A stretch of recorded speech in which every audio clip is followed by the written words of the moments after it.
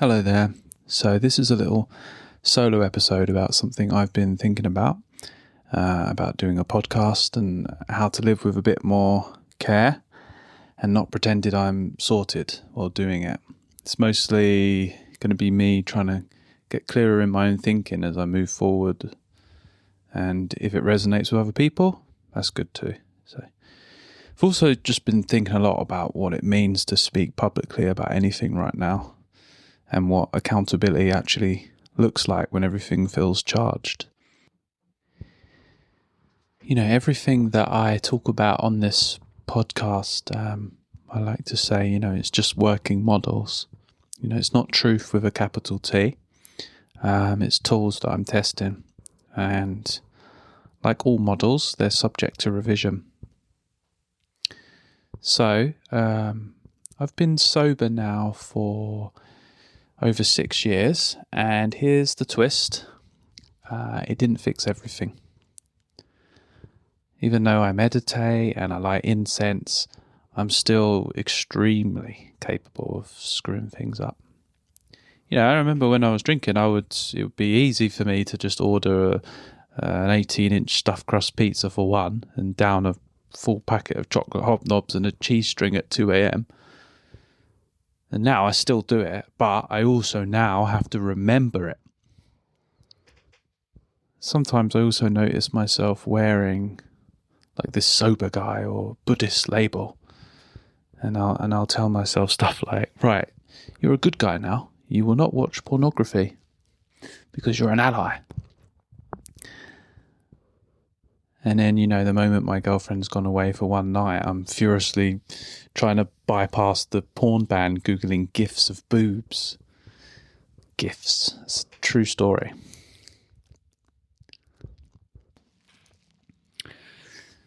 But I've been putting out sort of positive service announcements and podcasts online for a bit, and been feeling a bit of tension in myself, like, am I being honest? If I'm talking about kindness or practice, while still very much being in the middle of my own bullshit, and I don't want to pretend that I'm sorted. But I also don't want to, honesty to turn into spectacle or, like confession, explanation theatre. Some work is private, most of it to be honest, but I also don't think that practice has to happen alone. And I like sharing stuff. We have the Sangha, the community in Buddhism. And some people have messaged me saying this is helpful. And to be honest, making things also helps me stay motivated and to learn more. So I hope that this podcast isn't just me like trying to teach people. I think it's me thinking out loud because I actually need the work. I'm also not going to pretend that I don't have an ego. I've been doing stand-up or comedy in some capacity in my whole life. So, of course, I like an audience. I'm performative. I literally walk around my house, like, bothering my girlfriend constantly. Just being, look at me now, please. I'll even, like, knock on the bathroom door while she's trying to take a pee and just be like, what do you think of this poem I've written about Silvia Federici? And I don't think the practice is about pretending I've left my ego on the side of a mountain in Nepal. I think it's about trying to not let it do all the driving.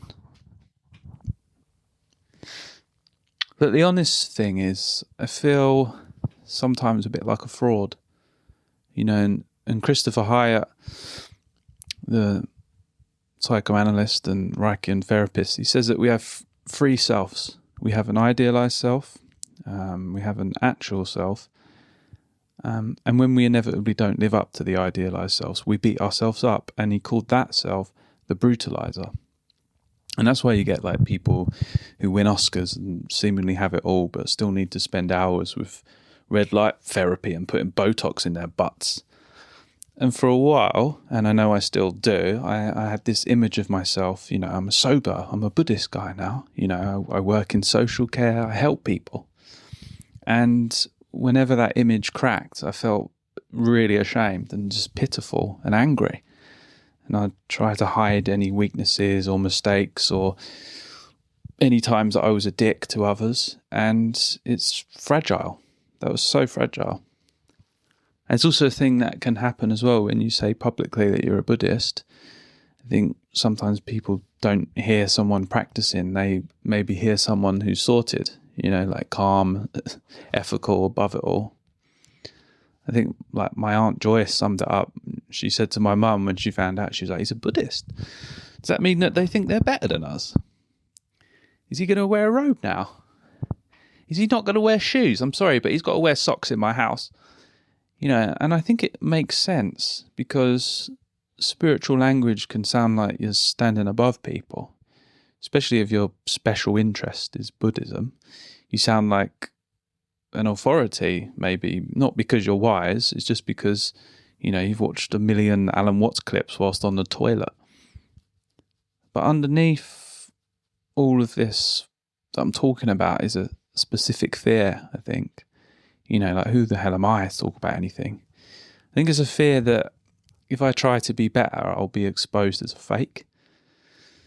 Not, I might get it wrong, but I had no right to try.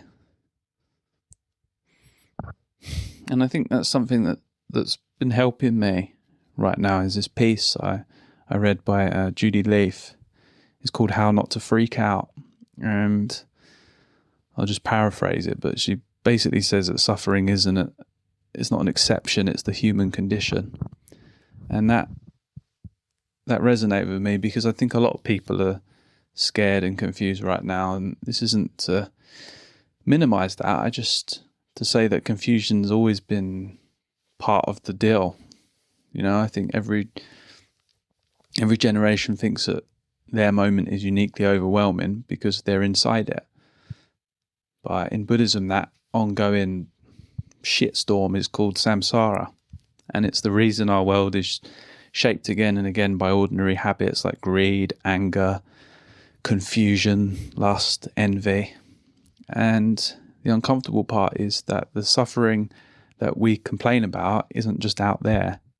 It's something that we participate in, which sounds quite bleak, but Judy Leaf says that's also actually liberating because it means that you don't have to wait for a perfect world to start practicing. And that's what spoke to me, because she talks about disappointment and remorse, not as self-hatred, but as fuel.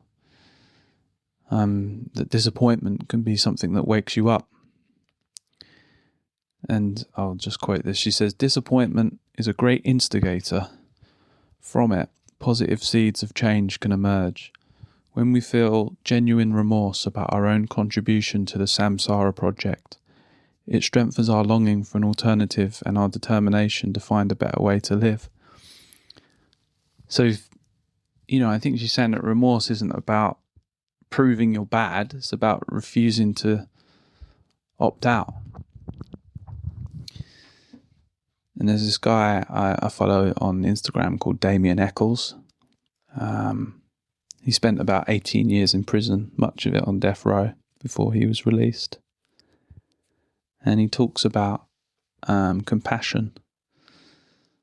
He's a Kaizen practitioner. And he says compassion is not about identity, but as something that costs. It costs us something, It costs us maybe time or comfort or irritation tolerance. It's close range, he says, and it's how you speak when you're tired. It's, how you listen when you're bored.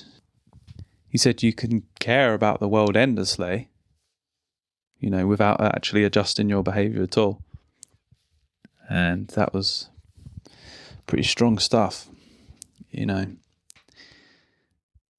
I also saw this thing by Thich Nhat Hanh about beginner's mind, which really I found quite helpful as well.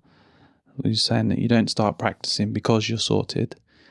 You start practicing because you're suffering and you don't want to pass that suffering on anymore. And that's the beginning of responsibility. So I think one thing I'm thinking about is trying to drop the fantasy as well of pure motives. Like, I'm not going to lie, I like attention. I also want to share things I find useful, and I think both both of those are true at the same time. I think having an ego doesn't mean that you can't practice. I think that if you pretend that you don't have one, maybe that's a bit more problematic. And there's no point, I don't think there's any point in waiting before you've got a perfect motivation, because we don't get to sometimes resolve the past before we move. I think we just get to take responsibility for what we do next, without waiting until we're perfect.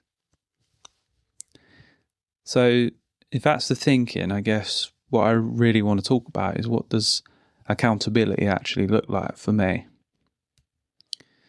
If I'm honest with you, I've been greedy, selfish, angry, avoidant, a poor communicator. I've been unfaithful to a past partner. I've let people down. And I think naming all that stuff out loud isn't the end of my story, but I think that's where I need to begin the work. Sometimes you can't repair things in the way you want.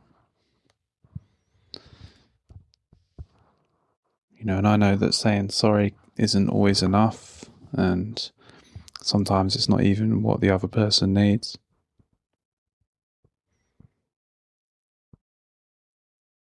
And I think maybe the only thing you can do sometimes is change.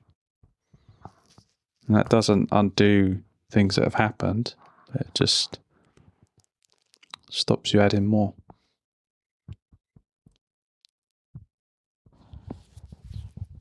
And for me, I think that means admitting that I'm not emotionally sober. That I've done some therapy, I take medication, I do meditation, but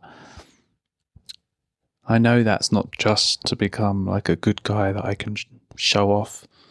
I think it's also to stop, hopefully to stop causing damage.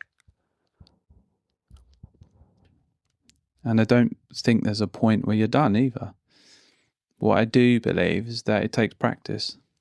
And in Tibetan Buddhism, they have this notion of confession, which is more a means to reveal things that haven't been helpful for yourself and others. So it's accountability without self-punishment, so you can make small corrections over time. Basically, it's becoming toilet trains. You don't chuck your shit everywhere, everyone. And, I don't need to be perfect before I start trying to change, but at the same time, acceptance, I don't think it's an excuse. It just means you stop lying to yourself. And I think accountability for me is acting differently because of what you say. And importantly, I think it's making space for those positive qualities that you do possess, and what I think that we all have the potential to be. So, I don't know, I heard this thing recently, and it's a question I keep coming back to, and maybe this is a good point to end here, is that, what part of yourself are you so busy protecting that you've forgotten to let it play? And as I said at the start, these are models subject to revision, and so are we. So, thanks for listening. Appreciate it. Have a good one.